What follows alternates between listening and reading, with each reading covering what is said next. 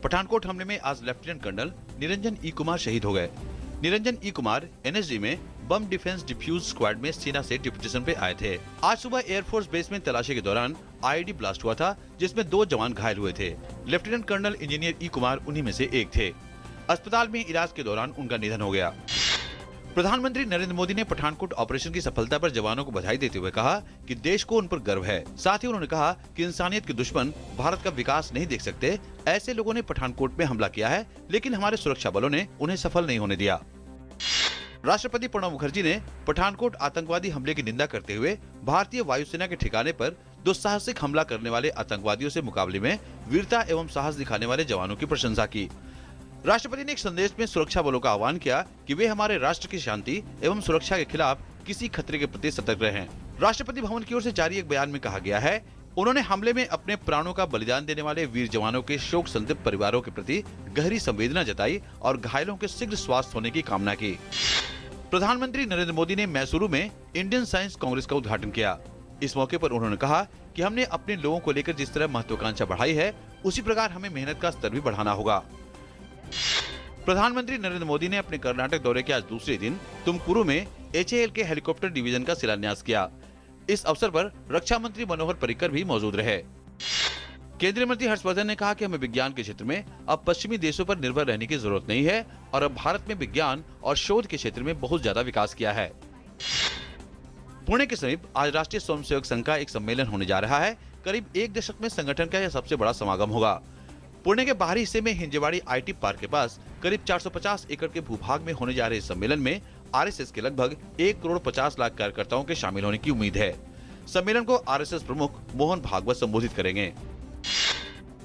भारत के नवंबर 2015 के सबसे बड़े नकदी लूटकांड को सुलझाने के लिए दिल्ली पुलिस का नाम लिम्का बुक ऑफ रिकॉर्ड्स में शामिल हुआ है। बैंक के ATM के लिए नकदी ले जाने वाले वाहन का चालक 27 नवंबर 2015 को 22 करोड़ 50 लाख रुपए के साथ कथित तौर पर फरार हो गया। पुलिस के एक वरिष्ठ अधिकारी ने कहा कि 10 घंटे से भी कम समय में पुलिस ने चालक का पता लगा लिया और 10,500 रुपए को छोड़कर चोरी की पूरी राशि बरामद कर ली गई। CBSE ने शनिवार को बोर्ड परीक्षाओं की तिथि घोषित कर दी है। 1 मार्च से 10वीं और 12वीं की परीक्षाएं शुरू होंगी। 10वीं की अंतिम परीक्षा 28 मार्च को और 12वीं की अंतिम परीक्षा 22 अप्रैल को होगी। बोर्ड ने हर विषय के अनुसार पूरा कार्यक्रम cbse.nic.in पर अपलोड कर दिया है। 12वीं का पहला पेपर 1 मार्च को इंग्लिश का होगा। वहीं 10वीं का पहला पेपर 1 मार्च को सिक्योरिटी, टूरिज्म एवं ऑटो टेक जैसे वोकेशनल विषय का होगा। दक्षिण एशियाई फुटबॉल महासंघ यानी सैफ कप के फाइनल में भारत का सामना अफगानिस्तान से होगा। इस टूर्नामेंट में भारत ने अब तक बेहतरीन प्रदर्शन किया है, जबकि अफगानिस्तान पिछले कुछ समय से भारत के लिए बड़ी चुनौती बनकर सामने आया है। ऐसे में भारत के कोच स्टीफन कॉन्स्टेंटाइन के सामने बड़ी चुनौती है। कृत्रिम पैर के सहारे एवरेस्ट फतह करने वाली वर्ल्ड रिकॉर्ड होल्डर पर्वतारोही अरुणिमा सिन्हा ने एक और अनोखी उपलब्धि हासिल करते हुए एशिया के बाहर सबसे ऊंची पर्वत चोटी माने जाने वाली माउंट अकोनकागुआ पर भी पहुंचने का कारनामा अंजाम दिया है। अरुणिमा ने बताया कि उन्होंने अर्जेंटीना में स्थित 6,962 मीटर ऊंची माउंट अकोनकागुआ पर्वत चोटी पर पहुंचने में बीते 25 दिसंबर को शाम 4:30 बजे कामयाबी हासिल की और वहां तिरंगा फहराया।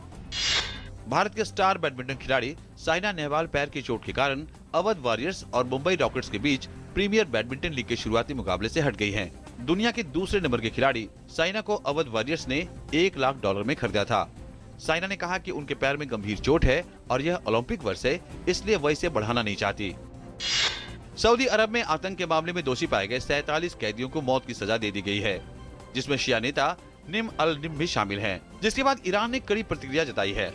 ईरान सरकार की तरफ से कड़ी प्रतिक्रिया के बीच राजधानी तेहरान में सऊदी अरब दूतावास में ईरानी लोगों ने प्रदर्शन किया, जो कि थोड़ी देर में उग्र प्रदर्शन में बदल गया। प्रदर्शनकारियों ने दूतावास में तोड़फोड़ की और कई सामानों में आग लगा दी।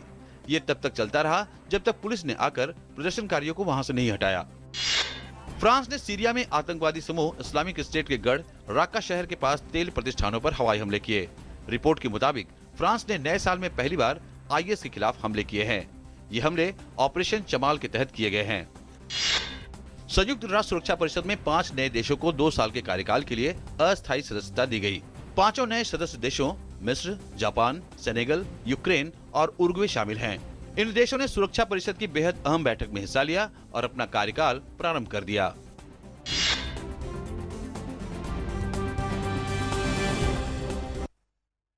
न्यूज चैनल डीडी न्यूज अब हर बड़े डीटीएच प्लेटफॉर्म और केबल नेटवर्क पर उपलब्ध। फ्री डिश पर देखें डीडी न्यूज चैनल नंबर 2 पर, डिश टीवी पर चैनल 549 पर, टाटा स्काई पर चैनल 453 पर, एयरटेल पर चैनल 290 पर, सन डायरेक्ट पर चैनल 550 पर, वीडियोकॉन पर चैनल 328 पर, रिलायंस पर चैनल 405 पर, हैथवे पर चैनल 227 पर और डेन केबल पर चैनल 320 पर।